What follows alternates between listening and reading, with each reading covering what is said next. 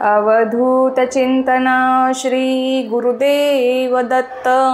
श्री स्वामी समर्थ. तुम्हा सगळ्यांचं स्वामी श्रद्धा यूट्यूब चॅनलवर खूप खूप मनापासून स्वागत. स्वामी कृपेने तुमचा आजचा दिवस शुभ जाओ. स्वामी महाराज तुमच्या सर्व चांगल्या इच्छा पूर्ण करोत हीच मी महाराजांनी प्रार्थना करते आणि आजच्या व्हिडिओला सुरुवात करते. आजच्या व्हिडिओमध्ये आपण बघा, उद्या आहे चैत्र पौर्णिमा. उद्याची चैत्र पौर्णिमा ही आपल्या कुळदेवीच्या सेवेसाठी सगळ्यात महत्त्वाची आहे. बघा, उद्याच हनुमान जन्मोत्सव सुद्धा आहे. हनुमान जन्मोत्सव कसा साजरा करावा, म्हणजे आपल्याला कोणत्या सेवा करायच्या आहेत, जसं की हनुमान चालीसा आणि रामकृष्ण स्तोत्र आपल्याला पठण करायचं आहे. त्याच पद्धतीने उद्या चैत्र पौर्णिमासुद्धा आहे. चैत्र पौर्णिमेच्या दिवशी आपल्याला आपल्या कुलदेवीला प्रसन्न करून घेण्यासाठी काही सेवा करायच्या असतात. आपल्या कुलदेवीच्या सेवेसाठी चैत्र महिना हा खूप महत्त्वाचा मानला जातो, कारण चैत्र महिन्यामध्ये चैत्र नवरात्र येत असते. जसं आपण शारदीय नवरात्र साजरी करत असतो तसं चैत्र नवरात्रसुद्धा असते.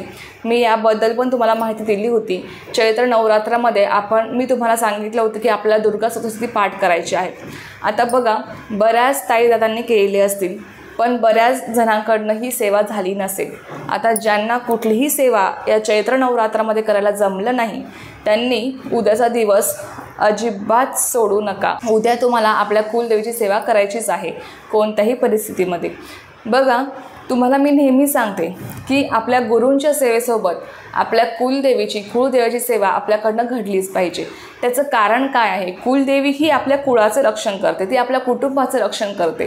कुलदेवी ही आपली आई आहे. आई भगवतीची सेवा आपल्याकडनं घडलीच पाहिजे, जेणेकरून आपल्याला आपल्या आयुष्यातल्या सगळ्या अडचणी, दुःख यांना सामोरं आपल्याला जावं लागत नाही, त्या दूर होतात आपल्यापासून.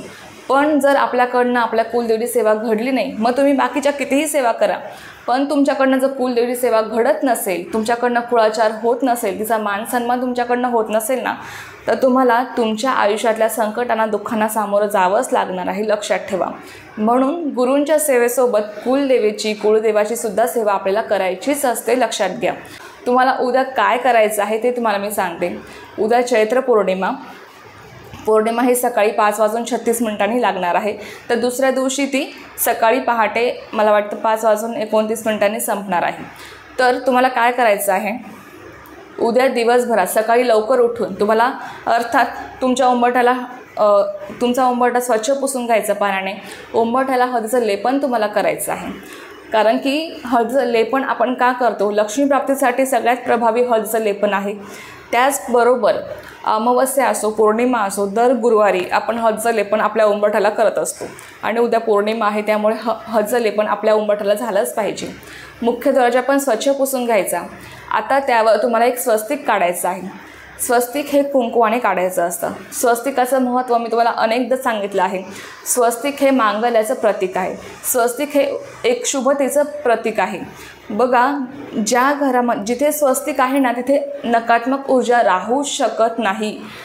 स्वस्तिक हे खूप जास्त सकारात्मक ऊर्जा प्रवाहित करत असतं. लक्षात घ्या. म्हणून स्वस्तिक काढायचं आहे. आणि जी स्त्री रोज कुंकवाने स्वस्तिक काढते, तिला वैधव्याची कधीच भीती राहत नाही. म्हणून स्त्रीने, आपल्याकडनं रोज तर शक्य होत नाही, परंतु अशी विशिष्ट दिन असतात त्यावेळेस तरी आपल्याला स्वस्तिक काढायचं असतं. तर तुम्हाला उद्या सकाळी लवकर उठून उंबरठ्याला हळदीचं लेपन करायचं आहे. हळदीचं लेपन झाल्यानंतर उंबरठ्यावर तुम्हाला स्वस्तिक काढायचं आहे कुंकवाने. स्वस्तिक काढण्याची योग्य पद्धत मी तुम्हाला अनेकदा सांगितलेली आहे. स्वस्तिक कधीही आपल्याला अधिकचं चिन्ह काढायचं नसतं. आपल्याला त्या 2 रेषा ज्या असतात त्या कधी कट करायच्या नसतात.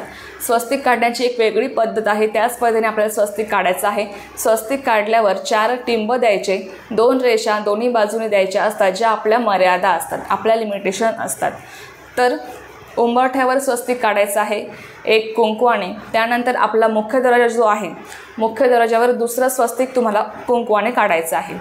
त्यानंतर तिसरं स्वस्तिक तुम्हाला काढायचं आहे तुमच्या किचनमध्ये. उद्या आपला किचन ओटासुद्धा स्वच्छ करून घ्यायचा. आणि तिसरं स्वस्तिक तुम्हाला काढायचं आहे आपल्या किचन ओट्याची जी भिंत असते ना, गॅसच्या पाठीमागची भिंत, त्या भिंतीवर तुम्हाला कुंकवाने स्वस्तिक काढायचं आहे. त्यानंतर चौथं स्वस्तिक तुम्हाला आपलं देवघर. आता बघा, प्रत्येक जणांकडे देवघर असेलच असं नाही आहे. तर देवघराच्या पाठीमागची जी भिंत असते ना, त्या पाठीमागच्या भिंतीवर तुम्हाला स्वस्तिक काढायचं आहे कुंकवाने. त्यानंतर 5वं स्वस्तिक हे तुम्हाला तुमच्या घराची उत्तर भिंत जी आहे त्या उत्तर भिंतीला तुम्हाला काढायचं असतं. आता बघा, या मुख्य ठिकाणी आपल्याला उद्या स्वस्तिक काढायला विसरायचं नाही आहे. मी तुम्हाला स्वस्तिकाचं महत्त्व थोडक्यात सांगितलं. लक्षात घ्या, स्वस्तिकाला खूप जास्त महत्त्व आहे. आपण आपल्या घरात देवीचा जो मंगल कलश स्थापन करतो त्यावर आपण स्वस्तिक काढत असतो, कारण ते तेवढी सकारात्मक ऊर्जा आपल्याला देत असतं. आणि जिथे स्वस्तिक आहे ना तिथे नकारात्मक ऊर्जा येऊ शकत नाही, लक्षात घ्या. आणि आपल्या घरामध्ये सकारात्मक ऊर्जेचा वास असणं, सकारात्मक ऊर्जा असणं खूप जास्त महत्त्वाचं आहे. कारण की नकारात्मक ऊर्जा जिथे असते ना तिथे फक्त आणि फक्त वाईट घटना घडतात, तिथे फक्त आणि फक्त अलक्ष्मी असते, दारिद्र्य असतं. पण जिथे सकारात्मकता असते तिथे माता लक्ष्मी अखंड वास करत असते. त्या घरात सुख, समृद्धी, ऐश्वर सर्व काही नांदत असतं, लक्षात घ्या. म्हणून स्वस्तिक काढायला उद्या विसरायचं नाही. आता हे झालं. आता तुम्हाला दिवसभरात कुलदेवीची कोणती सेवा करायची आहे ते बघा. कुलदेवीची सगळ्यात उच्च कोटीची सेवा म्हणजे दुर्गा सप्तशती पाठ. दुर्गा सप्तशती पाठ तुम्हाला उद्या दिवसभरात जमेल तेव्हा करायचं आहे. बघा, उद्या योग असा आहे की मंगळवार आहे, त्यातल्या त्यात चैत्र पौर्णिमा आहे आणि हनुमान जन्मोत्सवसुद्धा आहे. नक्की ही संधी सोडू नका. आपल्या कुलदेवीला प्रसन्न करून घेण्यासाठी माझा स्वतःचा अनुभव आहे की जेव्हा जेव्हा मी दुर्गा सप्तशती पाठ केले आहेत तेव्हा तेव्हा मला खूप सुंदर असा अनुभव आलेला आहे. म्हणजे आपल्या ज्या काही अडचणी असतात ना, आपली कामे जी रखडलेली असतात ती अचानक मार्गी लागतात किंवा आपली अचानक आर्थिक प्रगती होते, आर्थिक भरभराट आपली होते. हा माझा स्वतःचा अनुभव आहे. तुम्हीसुद्धा अनुभव घेऊन बघा. दुर्गा सप्तशती पाठ सगळ्यात उच्च कोटीची सेवा आहे आपल्या कुलदेवीची. अवश्य उद्या करण्याचा प्रयत्न करा. ज्यांना नवरात्रामध्ये, आता चैत्र नवरात्रामध्ये जमलं नाही त्यांनी अवश्य उद्या तरी हा पाठ करा. आता बघा, तुमच्या जवळपासच्या केंद्रामध्ये जर हा पाठ घेतला जात असेल सामूहिकरित्या, तुम्ही सामूहिक पाठामध्ये सहभागी होऊ शकता. सामूहिक पाठाचं फळ खूप अनंत पटीने आपल्याला मिळत असतं. आता बघा, ज्यांना दुर्गा सप्तशती पाठ करणं शक्य होत नाही त्यांनी सिद्धकुंजिका स्तोत्राचं पठण 11 वेळेस करायचं आहे. सिद्धकुंजिका स्तोत्र यशाची चाबी. तुम्हाला मी या स्तोत्राबद्दल पण अनेक वेळेस महत्त्व सांगितलेलं आहे. सिद्धकुंजिका स्तोत्र हे सुद्धा आपल्या कुलदेवीसाठी सगळ्यात महत्त्वाचं स्तोत्र आहे. आणि त्या स्तोत्रामध्ये असं दिलेलं आहे की या स्तोत्राचं पठण जो कोणी व्यक्ती करतो त्याला दुर्गा सप्तशती पाठाचं फळ मिळतं. दुर्गा सप्तशती पाठ केल्याचं फळ त्याला मिळत असतं. म्हणून ज्यांना दुर्गा सप्तशती पाठ करायला जमणार नाही ना त्यांनी अवश्य उद्या सिद्धकुंजिका स्तोत्राचं 11 वेळेस पठण करा. काहीच वेळ लागणार नाही. जास्तीत जास्त तुम्हाला 10 ते 15 मिनटं लागतील 11 वेळेस पठण करायला. त्यानंतर बघा, आता जे दुर्गा सप्तशती पाठ करणार आहेत त्यांनीसुद्धा 11 वेळेस जर सिद्धकुंजिका स्तोत्राचं पठण केलं तर उत्तम आहे. 11 वेळेस नाही जमलं तर किमान 1 वेळेस तरी अवश्य करा. त्यानंतर तुम्हाला उद्या कुंकुमार्चन करायचं आहे. आता कुंकुमार्चन यालासुद्धा खूप जास्त महत्त्व आहे. कुंकुमार्चन जेव्हा जेव्हा आपण करतो ना तेव्हा तेव्हा आपले लक्ष्मीप्राप्तीचे मार्ग मोकळे होत असतात. खूप सुंदर सेवा आहे लक्ष्मीप्राप्तीची बघा, आणि खूप तितकीच जास्त प्रभावी आहे. कुंकुमार्चन तुमच्याकडे जर श्रीयंत्र असेल तुम्ही श्रीयंत्रावर करू शकता. नसेल श्रीयंत्र तर देवीचा टाक तुमच्याकडे असेल तर देवीच्या टाकावर तुम्ही कुंकुमार्चन करू शकता. किंवा चांदीचा कॉईन असेल तर चांदीच्या कॉईनवर तुम्ही कुंकुमार्चन करू शकता. बघा, देवीचा टाक जर तुमच्याकडे असेल तर देवीच्या टाकावर कुंकुमार्चन करताना ते नेहमी खालून वर करायचं असतं. आता समजा हा देवीचा टाक आहे तर आपल्याला देवीला आंघोळ घालायची असते कुंकवाने, तर नेहमी असं तुम्हाला कुंकुमार्चन खालून वर तुम्हाला पूर्ण करायचं असतं. तर त्यानंतर आणि श्रीयंत्रावर तुम्हाला माहीत आहे तुम्ही 5 बोटांनी कुंकुमार्चन करू शकता किंवा या 2 बोटांनी तुम्ही कुंकुमार्चन करू शकता. कुंकुमार्चन करताना श्रीसूक्त तुम्हाला 16 वेळेस म्हणायचं असतं. आणि मी तुम्हाला सांगितलं आहे श्रीसूक्ताच्या प्रत्येक ओवीला कमलात्मक मंत्र लावून जर तुम्ही 16 वेळेस त्याचं पठण केलं किंवा कुंकुमार्चन तुम्ही जर केलं तर तुम्हाला त्वरित लक्ष्मी प्राप्ती होते. अनुभव घेतला आहे. खूप सुंदर अशी सेवा आहे. नक्की उद्या करून बघा. आपल्याकडनं रोज या सेवा करणं शक्य होत नाही, पण उद्याचा दिवस आपल्या या कुलदेवीच्या सेवेसाठी अवश्य काढा. बघा तुम्हाला काय अनुभव होतो. तुम्ही स्वतः मला सांगाल की ताई खरंच खूप सुंदर अनुभव या सेवेने आम्हाला आले आहेत. तर श्री सुक्ताच्या प्रत्येक ओळीला कमलात्मक मंत्र कोणता आहे? ओम श्रीं ह्रीं श्रीं कमले कमलालय प्रसिद्ध प्रसिद्धम श्रीं ह्रीं श्रीं महालक्ष्मी नमः. श्री सुक्ताची एक ओवी म्हणून झाली की कमलात्मक मंत्र म्हणायचा, दुसरी ओवी म्हणून झाली की कमलात्मक मंत्र म्हणायचा. अशा 16 ओव्या होईपर्यंत तुम्हाला कमलात्मक मंत्र म्हणायचा आणि 16 वेळेस श्री सुक्त अशा रीतीने म्हणून झाल्यावर सगळ्यात शेवटी फलश्रुती आपल्याला म्हणायची असते. आता जर तुम्ही नवीन असाल, तुम्हाला या सगळ्या गोष्टी खूप अवघड वाटत असतील, तर काय करायचं बघा. आता श्री सुक्त स्वामींच्या नित्यसेवेच्या पुस्तकात आहे, कमलात्मक मंत्र पण स्वामींच्या नित्यसेवेच्या पुस्तकात आहे. तुम्ही त्यातून बघून म्हणू शकता. जर तुमच्याकडे नसेल तर तुम्हाला कुंकुमार्चन करायचं आहे. मग अशा वेळेस काय करायचं? ओम ऐं ह्रीं क्लीं चामुंडाय विच्चे नमो नमः. नमो म्हणजे आपल्या कुलदेवीचा जो काही 99 मंत्र आहे, ओम ऐं ह्रीं क्लीं चामुंडाय विच्चे, हा मंत्राचा जप करून सुद्धा तुम्ही कुंकुमार्चन करू शकता. कसा करायचा? ओम ऐं ह्रीं क्लीं चामुंडाय विच्चे, त्यानंतर म्हणायचं आहे नमो नमः. आणि जेव्हा आपण नमो नमः म्हणतो ना, तेव्हा आपल्याला कुंकुमार्चन करायचं असतं. कुंकू हातात घेऊन या 2 बोटात किंवा 5 बोटांनी पकडून तुम्हाला श्रीयंत्रावर किंवा कुलदेवीच्या टाकावर तुम्ही करू शकता किंवा चांदीच्या कॉईनवर तुम्ही करू शकता. कुंकुमार्चन ही सगळ्यात प्रभावी सेवा आहे, सौभाग्य देणारी आहे आणि त्वरित लक्ष्मीप्राप्तीसाठी कुंकुमार्चन हे सगळ्यात जास्त महत्त्वाचं आहे.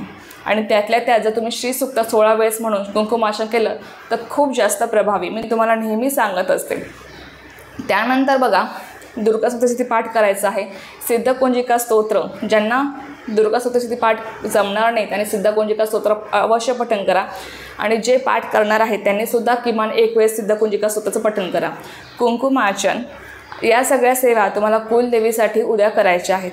कुलदेवीचा फोटो तुमच्याकडे असेल, टाक असेल, सकाळी स्वच्छ पुसून घ्यायचा, हळद कुंकू आपल्या कुलदेवीला अर्पण करायची, फुलं अर्पण करायची, छानपैकी देवपूजा करून घ्यायची, स्वस्तिक काढायचं आहे, उंबरठ्याला हळदीचं लेपन करून या सगळ्या सेवा उद्या करून बघा.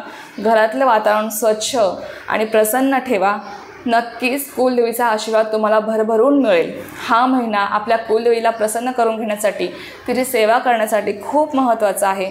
उद्याची ही संधी सोडू नका, कारण अशा संधी दरवेळेस येत नाहीत, रोज रोज अशा संधी येत नाहीत. आणि उद्या मंगळवार आहे, पौर्णिमा आहे, खूप जास्त प्रभावी उद्याचा दिवस आणि या सेवासुद्धा तितक्याच प्रभावी आपल्यासाठी ठरणार आहे. सत्यनारायण, जे दर पौर्णिमेला सत्यनारायण करतात त्यांनी उद्या सत्यनारायण करायला विसरू नका. किंवा ज्यांना करण्याची इच्छा आहे, नव्याने सुरुवात करण्याची इच्छा आहे की आम्हाला ताई पौर्णिमेचं सत्यनारायण करायचं आहे, आम्ही उद्यापासून सुरुवात करू का? उद्याच्या पौर्णिमेपासून अवश्य करा. खूप सुंदर अशी पौर्णिमा आहे. तर तुम्हाला सत्यनारायण हे प्रदोष काळात करायचं असतं, संध्याकाळी 5:30-6 नंतर. अवश्य आपल्या घरच्या घरी मोजक्याच साहित्यात आपण सत्यनारायण घरच्या घरी करू शकतो. फार काही खर्च लागत नाही, काहीच नाही, आपल्या मोजक्या साहित्यात आपण करू शकतो. सत्यनारायणचा व्हिडिओ पण मी तुमच्यासोबत शेअर केला आहे की सत्यनारायण पूजा कशी करावी. तर ह्या सगळ्या सेवा तुम्हाला करायच्या आहेत. बघा, उद्या आपल्याकडनं रामरक्षा, हनुमान म्हणजे मारुती रायाची सेवा घडणार आहे, आपल्या कुलदेवीची सेवा घडणार आहे, लक्ष्मी मातेची, भगवान विष्णूंची सेवा आपल्याकडनं उद्या घडणार आहे. इतक्या सेवा जर आपण आपल्याकडनं उद्या घडणार असतील तर उद्याची संधी अजिबात सोडू नका. खूप सुंदर अनुभव तुम्हाला आल्याशिवाय राहणार नाहीत. तर चला, ही एक खूप छोटीशी पण खूप महत्त्वाची माहिती होती जी मला तुमच्यासोबत शेअर करायची होती. तर झालेली सेवा मी स्वामींच्याने रुजू करते आणि आजचा व्हिडिओ इथेच थांबवते. तुम्हाला जर माहिती आवडली असेल तर व्हिडिओला लाईक, शेअर, सबस्क्राईब करायला विसरू नका. पुन्हा भेटूया अशाच एका नवीन व्हिडिओसोबत किंवा नवीन विषयासोबत. तोपर्यंत सर्वांना श्री स्वामी समर्थ. जय जय स्वामी समर्थ.